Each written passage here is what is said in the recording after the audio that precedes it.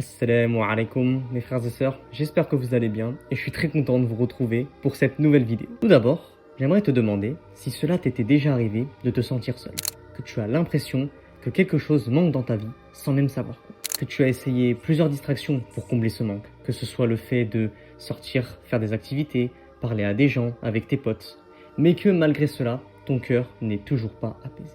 Eh bien, j'aimerais te rappeler qu'Allah a fait descendre dans cette vie d'ici-bas un livre sacré capable d'apaiser nos cœurs. Et ce livre-là, c'est le Coran. Et en 4 minutes, j'aimerais te montrer pourquoi est-ce que le Coran apaise nos cœurs et est bénéfique pour nous, musulmans, en mentionnant le premier point que je vais aborder, en parlant d'un puissant verset dans lequel Allah nous dit « N'est-ce point par l'évocation d'Allah que s'apaisent les cœurs ?» En contemplant la beauté de ce verset, Allah nous fait comprendre que là où les cœurs trouvent leur véritable apaisement, ce n'est pas dans l'argent, ce n'est pas dans la célébrité ou encore les relations hors mariage, mais c'est bel et bien dans son rappel. Pourquoi ? Parce que notre cœur a été créé pour connaître et satisfaire Allah. Tant qu'il est éloigné de lui, il lui manquera toujours quelque chose. J'aimerais ensuite aborder une comparaison qui parle à tout le monde. Imagine, tu as ton téléphone sur toi, mais il n'a plus que 2% de batterie, car tu as oublié de le charger. Et donc de ce fait, il finit par s'éteindre et tu ne peux accéder à tes applications favorites. Eh bien, notre cœur fonctionne exactement pareil. Nous nous nourrissons de réseaux sociaux, de travail, d'études, d'activités, mais si nous ne le rechargeons jamais avec le Coran, eh bien, il finit par s'épuiser. En d'autres termes, le Coran répond à nos épreuves. Lorsque tu lis le Coran, peu importe les épreuves que tu traverses, Allah en parle déjà dans son livre. Tu te sens attristé, eh bien, Allah parle de la patience. Tu te sens angoissé, Allah évoque la confiance ainsi que la résilience. Et tu te sens seul, eh bien Allah mentionne le fait qu'il est très proche de son serviteur.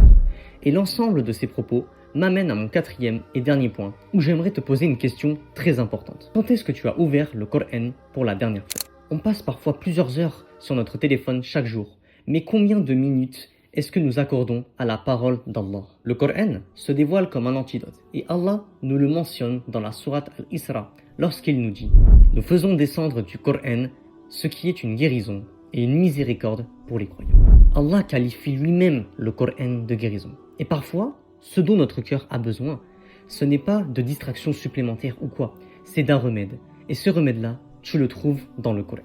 Donc, toi qui regardes cette vidéo, mon frère, ma sœur, reprends là où tu t'en étais arrêté, reprends ta lecture du Coran, car elle te permet d'apaiser et purifier ton cœur. Elle te permet d'oublier cette vie d'ici-bas pour atteindre l'au-delà, ce qui va permettre d'apporter la satisfaction et surtout une très grande miséricorde de la part d'Allah. Et je sais que tu en es capable et tu peux le faire. Alors vas-y, reprends le Coran pour apaiser ton cœur. Donc pour conclure, si je devais te donner un seul conseil, ce serait celui-ci. Même si cela fait longtemps que tu n'as pas lu le Coran ou du moins quelques versets, commence dès aujourd'hui. Ne te mets pas la pression à chercher à vouloir lire un juz. Non, vas-y progressivement. Commence à lire une page, puis 2 pages, puis 3 pages. Et tu verras que petit à petit, ton cœur commencera à retrouver une paix que personne d'autre, quiconque, ne parviendra à lui donner. Parce qu'au fond, ce n'est pas nous, les musulmans, qui lisons le Coran, c'est le Coran qui transforme nos cœurs. Qu'Allah nous rapproche chaque jour davantage de son livre, qu'il fasse du Coran notre compagnon dans cette vie d'ici-bas, ainsi que son intercesseur dans la vie d'au-delà. Bref, en tout cas, c'est la fin de cette vidéo, mon frère, ma sœur. J'espère qu'elle t'aura plu. Comme d'habitude, n'hésitez pas à me dire en commentaire ce dont vous en avez pensé. Si vous avez d'autres idées de sujets dont je pourrais évoquer dans de prochaines éventuelles vidéos. En tout cas, voilà, n'hésitez pas à me mettre un pouce. Ça me ferait vachement plaisir. Ça me soutiendrait énormément. En tout cas, sur ce, je vous laisse. Wassalamu alaikum wa rahmatullahi wa barakatuh.